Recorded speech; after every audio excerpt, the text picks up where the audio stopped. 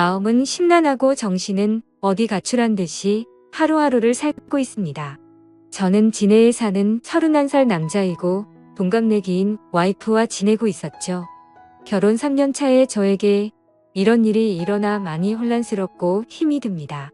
와이프는 아이를 가진 후 육아휴직을 하며 집에서 생활하였고 아이 낳고 살이 쪄 운동하고 싶다고 해서 헬스게임 PT도 150만원짜리 결제도 해주면서 제 나름대로는 제 아내를 잘 챙겨줬다고 생각하고 살았습니다.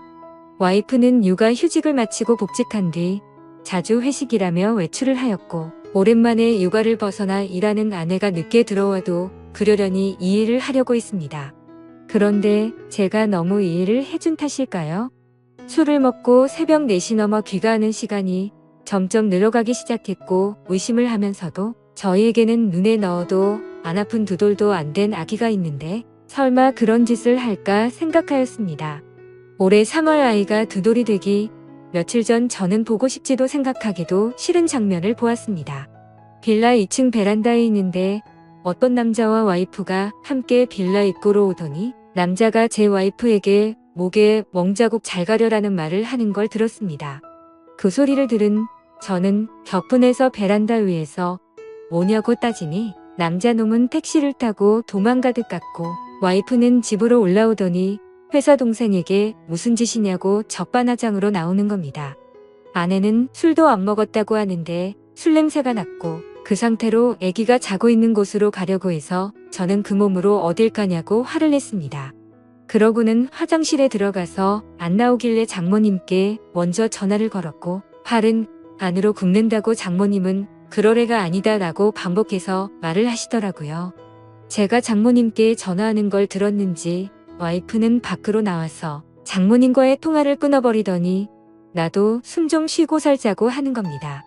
솔직히 와이프는 주간 야간을 번갈아 가며 일을 하는 회사였었고 저는 야간이 없는 병원 일을 해서 탈퇴가 가능해서 애를 돌보는 건 온전히 제 몫이었습니다.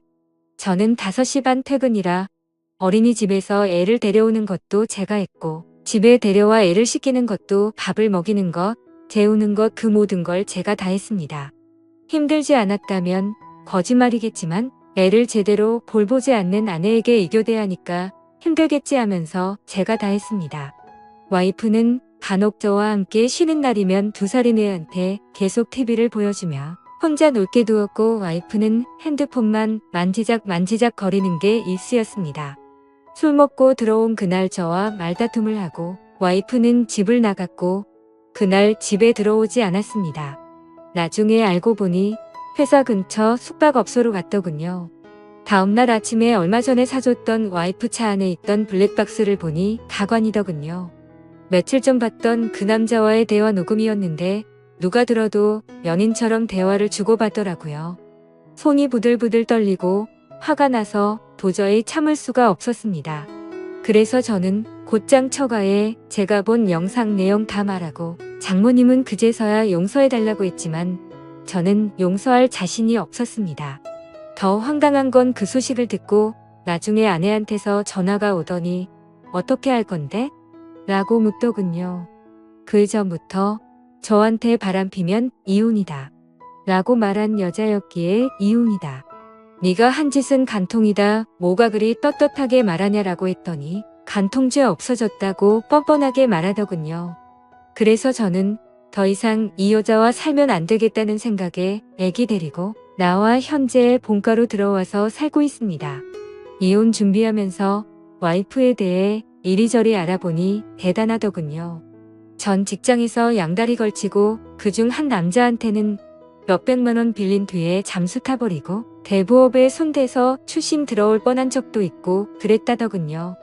도대체 왜 결혼 전에 그걸 알아볼 생각을 못했을까 후회도 되었고 결혼 전에 알았다면 얼마나 좋았을까 싶었습니다. 그리고 와이프가 만나는 남자에 대해서도 녹음된 이야기를 들어보니 작년에 군대에 전역한 젊은 놈이더라고요. 그놈은 뭐가 좋다고 유부녀랑 놀아놨는지 참 어이가 없습니다. 심지어 녹음된 날짜들을 보면 아이 영유아 건강검진, 예방접종을 예약한 날도 그놈과 먹고 노느라고 가지 않았습니다. 아이 태아보험료도 1년 내고 그 다음 아예 넣지를 않아 실효되었더군요. 저는 알아서 잘 넣고 있는 줄만 알았습니다. 와이프는 저에게 정확한 월급에 대해 이야기를 해준 적이 없어 거의 생활비는 제 카드로 결제를 했던 상황이라 와이프의 카드 내용을 제가 잘 몰랐습니다. 그런데 그제서야 와이프의 카드 결제 내역을 보니 정말 한숨만 나오더군요. 한 달에 월 250만 원은 넘게 쓰고 있었고 벌써 카드 한도 초과까지 썼더라고요. 그런데도 그놈 자취하는 곳 주위에서 이불집에서 74만 원치를 긁었더군요. 무슨 같이 살림 차릴 생각인지 생각조차 하기가 싫었습니다. 아무튼 그 여자 빚 때문에 협에 이혼하고 있습니다. 복수하고 싶은데 명예훼손이니 뭐니 피해자를 위한 법은 없더라고요.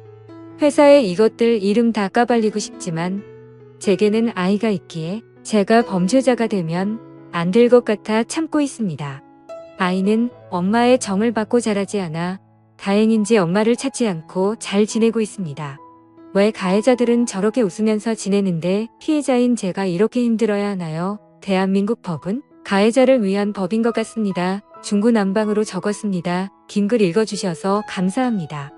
다음은 후기 내용입니다. 안녕하세요. 여러분들, 저는 이 글쓴이의 절친한 친구입니다.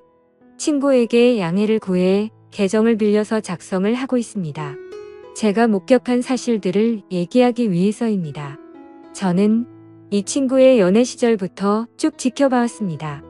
이 여자 때문에 항상 힘들어했습니다. 사람들 앞에서 무안 주는 거는 예사고 친구의 친척들과 모이는 자리, 모처럼 대학교 친구, 고등학교 친구들이 모이는 자리에도 전화로 거기는 왜 갔냐? 지금 당장 집에 들어가라. 그럴 시간에 나를 보러 오라고 떼를 쓰고 화를 내고 욕하는 게 다반사였습니다.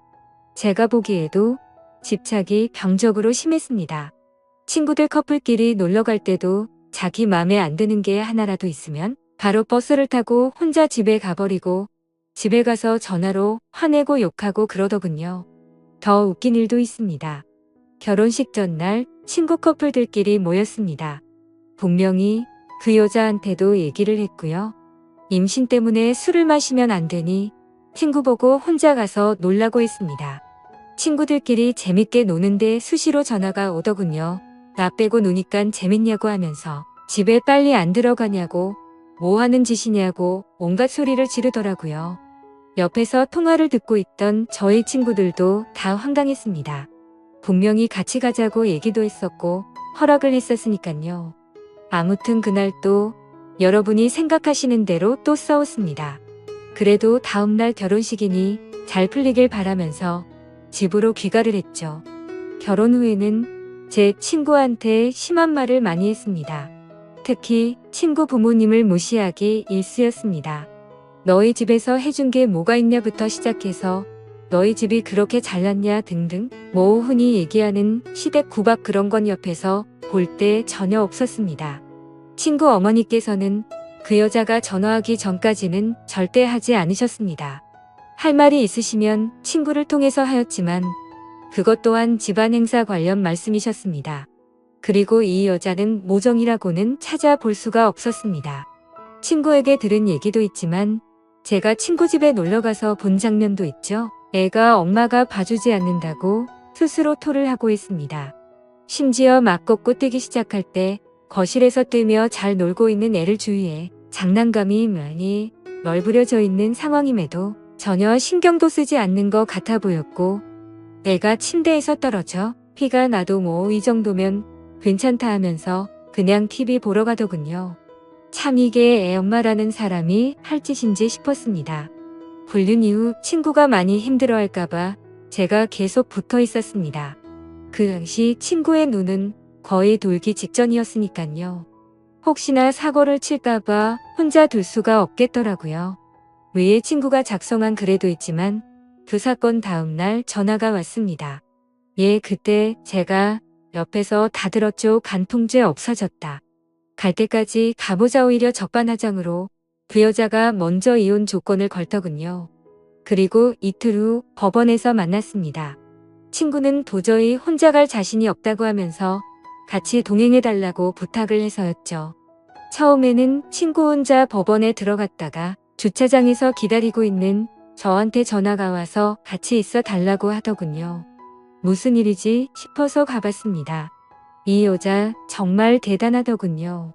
껌을 짝짝 씹으면서 본인이 먼저 조건을 제시했으면서 이제 와서 말을 다 바꾸더군요. 법원에서 어디선가 상담을 받고 온 듯 했습니다. 어찌 그리 뻔뻔하던지 도저히 참지 못하고 제가 법원에서 짜증까지 냈습니다. 오히려 친구는 차분해졌으나 제가 눈이 돌았어서 친구가 오히려 저를 말렸습니다. 작성하다 보니 다시 화가 날 정도로 상종 못할 인간이었죠.